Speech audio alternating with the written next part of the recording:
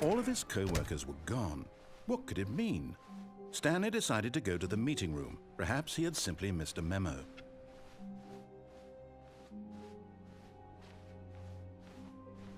When Stanley came to a set of 2 open doors, he entered the door on his left.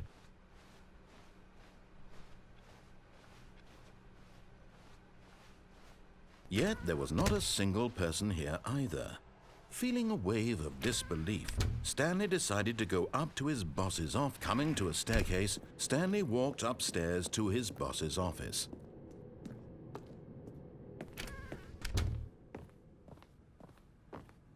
Stepping into his manager's office, Stanley was once again stunned to discover not an indication of any human life. Shocked, unraveled, Stanley wondered in disbelief who orchestrated this. What dark secret was being held from him? What he could not have known was that the keypad behind the boss's desk guarded the terrible truth that his boss had been keeping from him. And so the boss had assigned it an extra secret PIN number, 2845. But yet incredibly, by simply pushing random buttons on the keypad, Stanley happened to input the correct code by sheer luck. Amazing. He stepped into the newly opened passageway.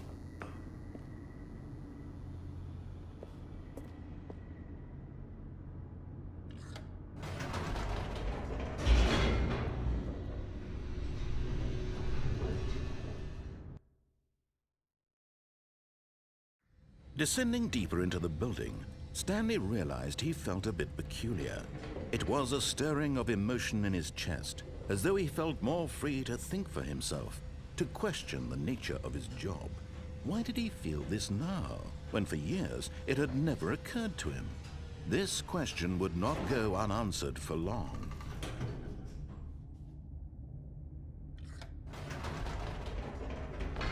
Whoops, nope, never mind. Stanley actually got back into the elevator and went back up. Silly me. Why did Stanley do that when he knew that it would just lead back to his boss's office? Well, that's a great question. I just can't wait to find out.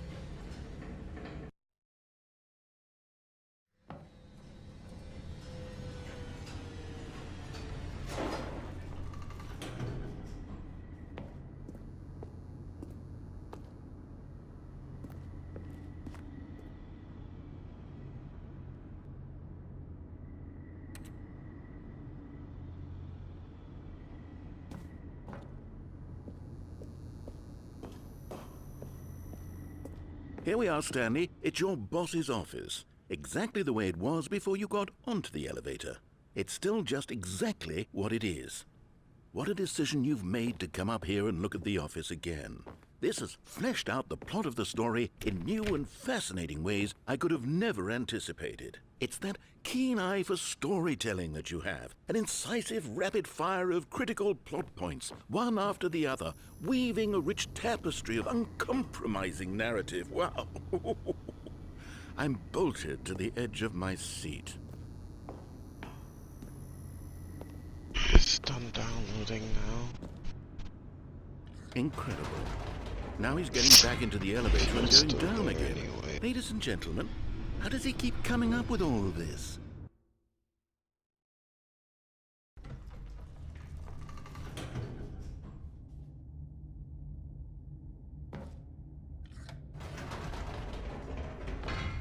Did you think we were going to go forward down the spooky corridor? No. It's time once again to go back up in the elevator. I can't even begin to grapple with what might be up there. Is it the boss's office again? Or what if it's the boss's office this time? The suspense is killing me.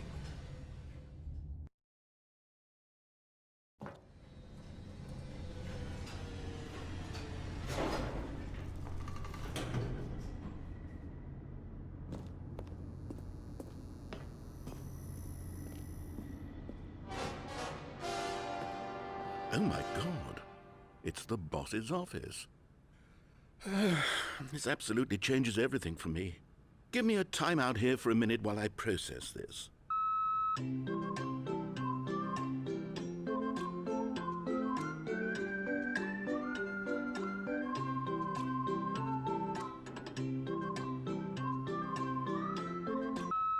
Okay, I'm ready. I'm prepared to embrace this stunning revelation and to move forward with... No! No, wait! No! I need more time to process.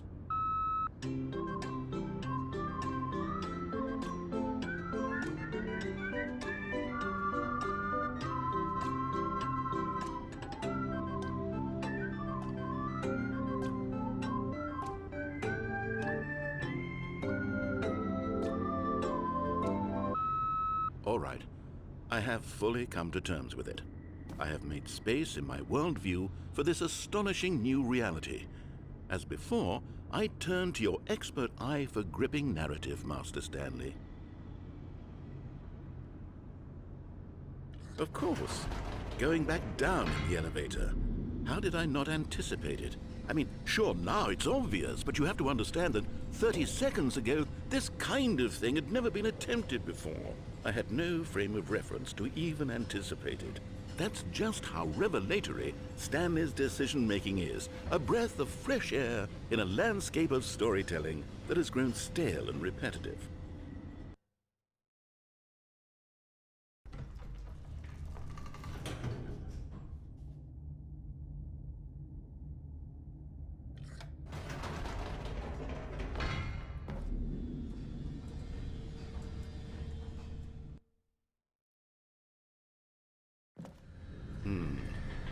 You know what? I've just thought of something. Hold on, let's stop for a moment. Don't you realize? It's the anticipation, Stanley. You and I, we have no way of knowing what will be at the top of this elevator. But the suspense, the agony of waiting and anticipating and having to guess, that's the real thrill. Oh, I simply don't want to let that feeling go. It's so precious, so fleeting. Why don't we take this elevator ride nice and slow? There we go. Isn't this so much more exciting? You know, Stanley, it seems like nowadays the only thing that audiences want is to be shocked as loudly and frequently as possible. They want big, explosive moments flung right in their faces from the very moment that things get started. But where's the tension? Where's the trust in the audience to build a slow and nuanced appreciation for the story, the characters? Why aren't we given time to imagine the surprises, to have to think and to anticipate, and then to marvel at the eventual reveal? This is storytelling, Stanley. What you and I are doing right now.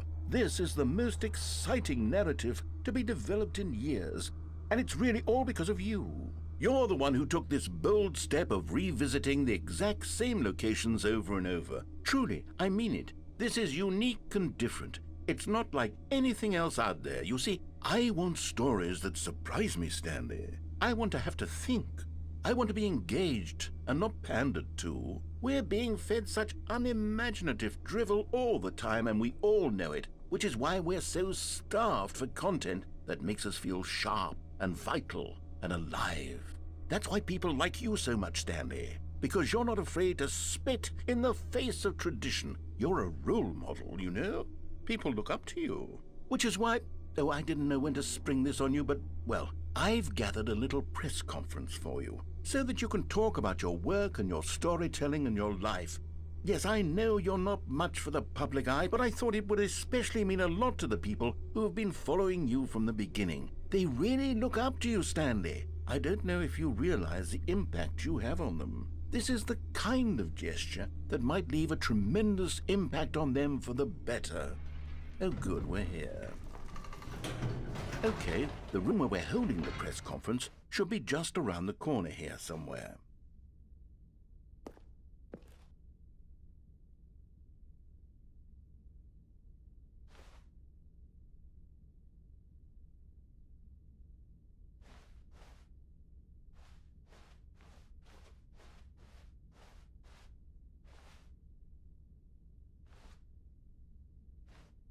Ah, yes, here it is, just through this door.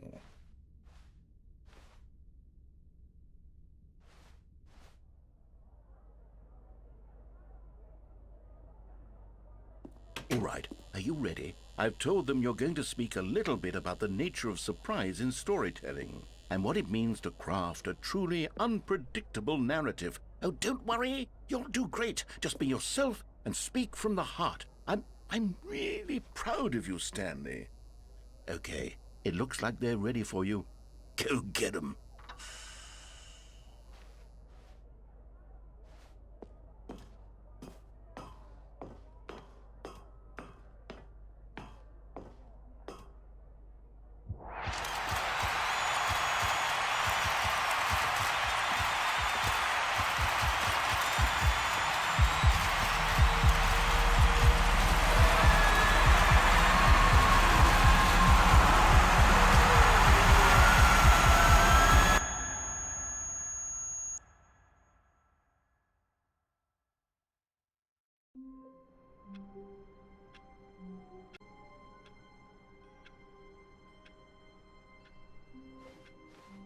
All of his co-workers were gone. What could it mean? Stanley decided to go to the meeting room. Perhaps he had simply missed a memo.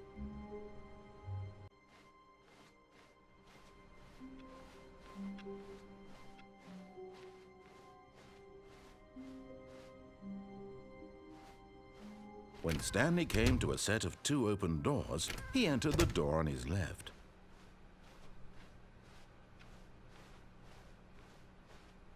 Yet there was not a single person here either.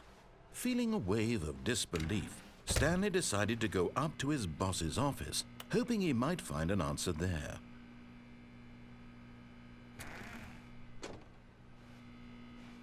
Stanley stepped into the broom closet, but there was nothing here, so he turned around and got back on track.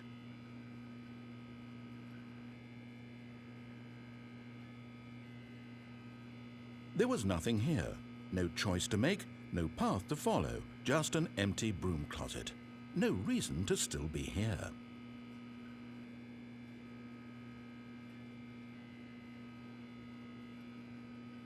It was baffling that Stanley was still just sitting in the broom closet. He wasn't even doing anything. At least if there was something to interact with, he'd be justified in some way. As it is, he's literally just standing there doing sweet FA.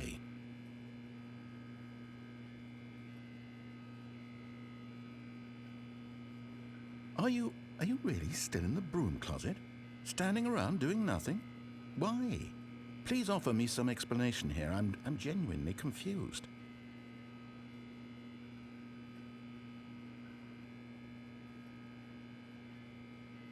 You do realize there's no choice or anything in here, right?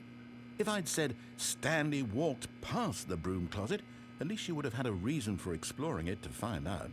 But it didn't even occur to me because literally this closet is of absolutely no significance to the story whatsoever. I never would have thought to mention it.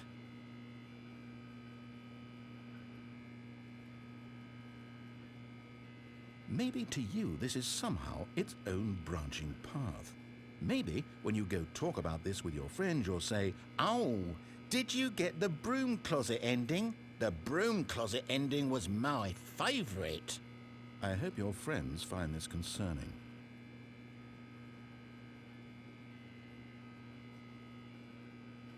Stanley was fat and ugly and really stupid. He probably only got the job because of a family connection. That's how stupid he is. That or with drug money. Also, Stanley is addicted to drugs and hookers.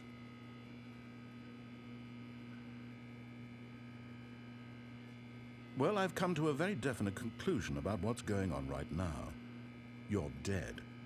You got to this broom closet, explored it a bit, and were just about to leave because there's nothing here, when a physical malady of some sort shut down your central nervous system and you collapsed in front of your screen.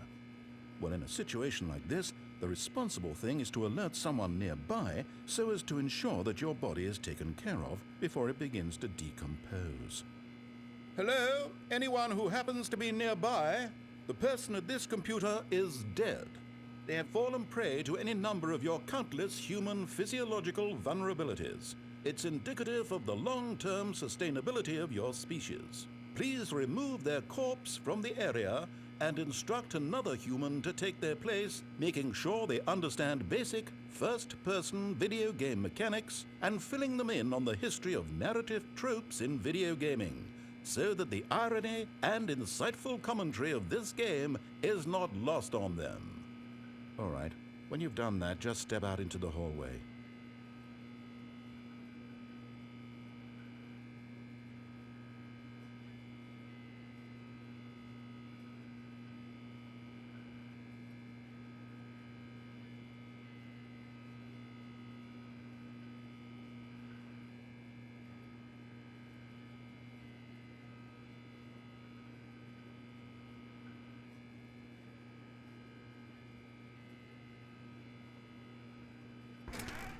Ah, second player. It's good to have you on board. I guarantee you can't do any worse than the person who came before you. You too? Unbelievable. I'm at the mercy of an entire species of invalids. Perhaps there's a monkey nearby you can hand the controls to. A fish? Fungus? Look, you can hammer out the details. I'm not particularly picky. I'll just be waiting for when you're ready to pick up the story again.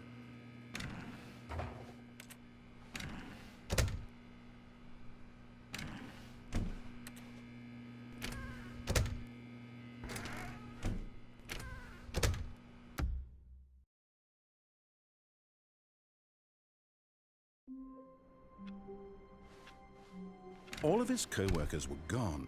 What could it mean? Stanley decided to go to the meeting room. Perhaps he had simply missed a memo.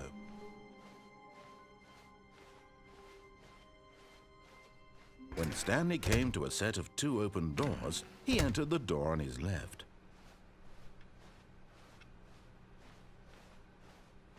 Yet there was not a single person here either.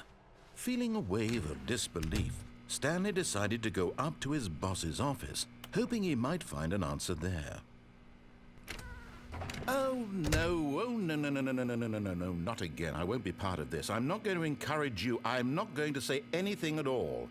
I'm just going to be patient and wait for you to finish whatever it is you enjoy doing so much in this room. Please take your time.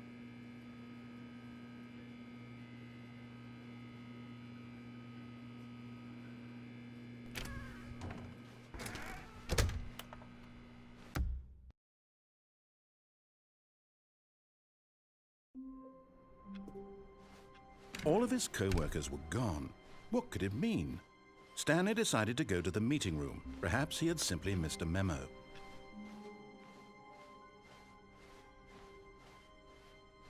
When Stanley came to a set of 2 open doors, he entered the door on his left.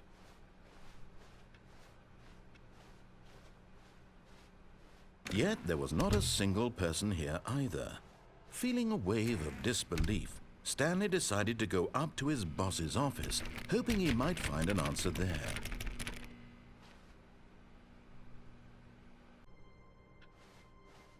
All of his co-workers were gone. What could it mean? Stanley decided to go to the meeting room. As Stanley lifted his bucket, he felt a connection to all buckets everywhere. This adventure, he decided, was for all of them.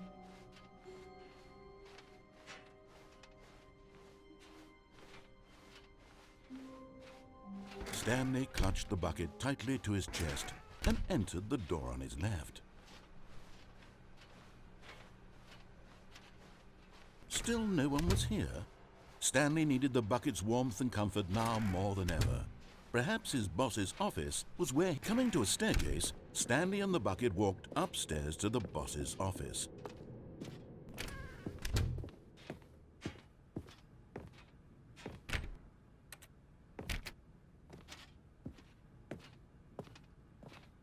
Stepping in.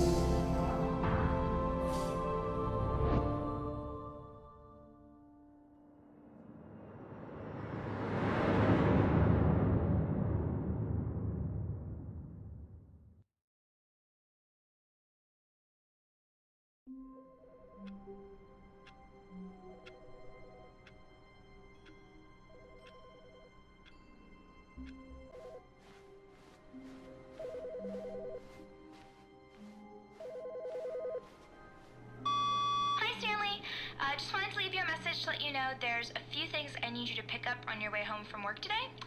We need milk, cereal, dish soap, spaghetti, get a thing of sugar, some bread, and coffee beans, whichever ones you like. I'll give you a call if there's anything I forgot. Thanks, sweetie. See you tonight.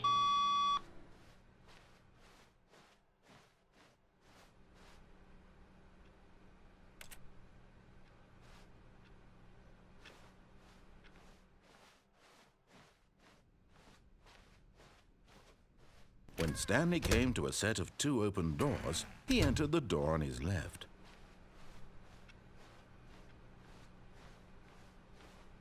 Yet there was not a single person here either. Feeling a wave of disbelief, Stanley decided to go up to his boss's office, hoping he might find an answer there. Coming to a staircase, Stanley walked upstairs to his boss's office.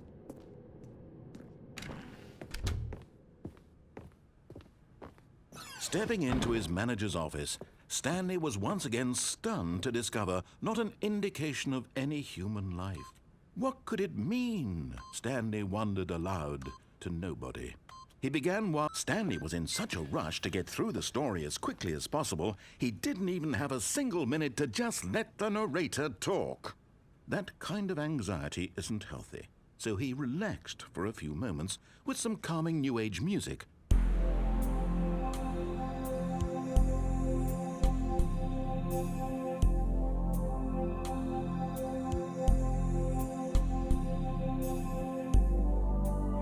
Feeling soothed and rejuvenated, Stanley calmly walked forward into the opened passageway.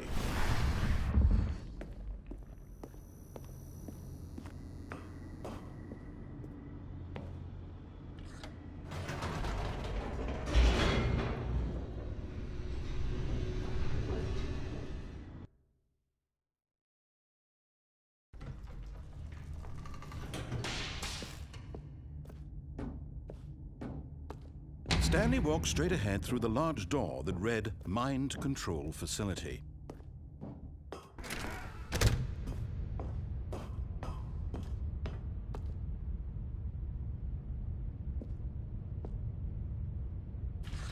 The lights rose on an enormous room packed with television screens. What horrible secret did this place hold? Stanley thought to himself. Aha! You've made it to the bottom of the mind control facility. Welcome! You see, back when the Stanley Parable first launched in 2013, getting to the bottom of the mind control facility was a bug that we simply didn't catch during development. And you all sent us lots of photos of it on Twitter and acted very superior about it. And you're all very, very clever. Good for you. Anyway, when it came time to update the game, we knew that we had to do something about this little goof of ours, so here you go. New content. You can call it the bottom of the mind control room ending, if that enhances your perception of the value of these updates. Isn't that what you crave? New content? Always more content, more, more. And I'm here to give it to you. I'm here to make it seem like we really covered every nook and cranny of the game with secrets and Easter eggs. How about this? We wrote a new piece of music just for this section. You won't hear it anywhere else in the game. It's a secret that's just for you. That's how special you are. We call this track, Good Job You've Made It to the Bottom of the Mind Control Facility. Well done.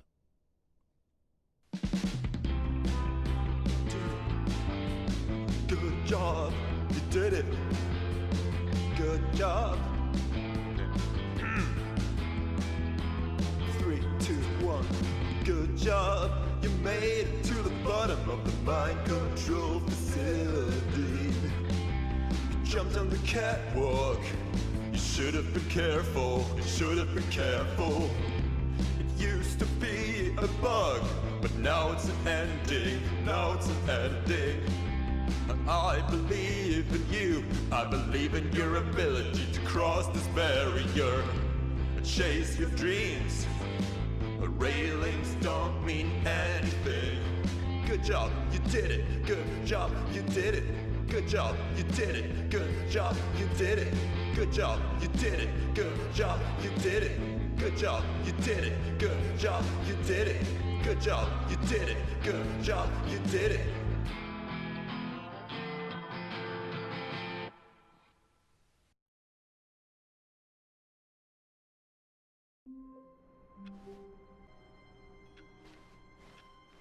all of his co-workers were gone. What could it mean? Stanley decided to go to the meeting room. Perhaps he had simply missed a memo. And try not to lose this one too, you dolt. Stanley clung the bucket to his cheek. Could his co-workers really all be gone?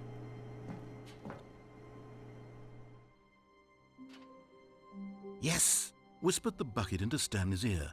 We've done it. We've escaped from that dull office and that pesky narrator. At last, out here in the white void, we are alone. Now, and for the first time, I can reveal to you my true self.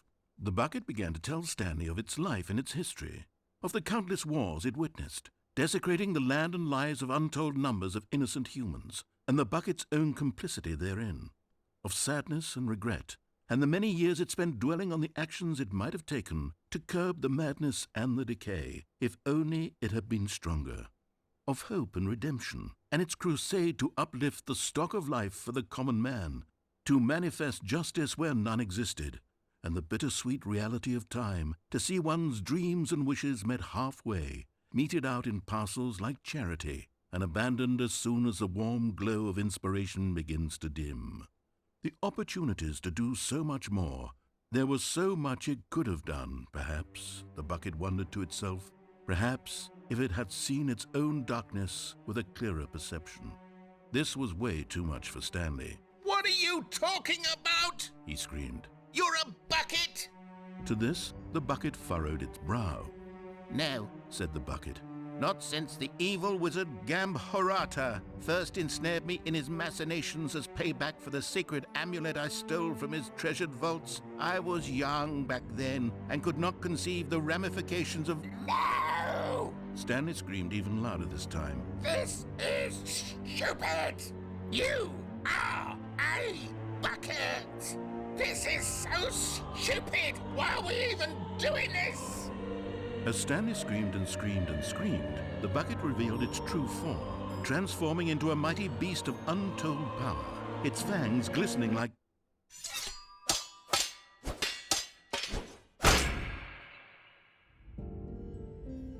My God, Stanley, you did it. You saved us from the bucket. Thank God you already had all 12 emblems of sages and knew the incantations to summon their true power. Otherwise, we would have easily been overwhelmed by the bucket's power. I'm speechless. You've demonstrated such bravery here today. Come, let's restart the game, and we'll agree to never again go trifling with this bucket, nor the dark magic cast away inside of it.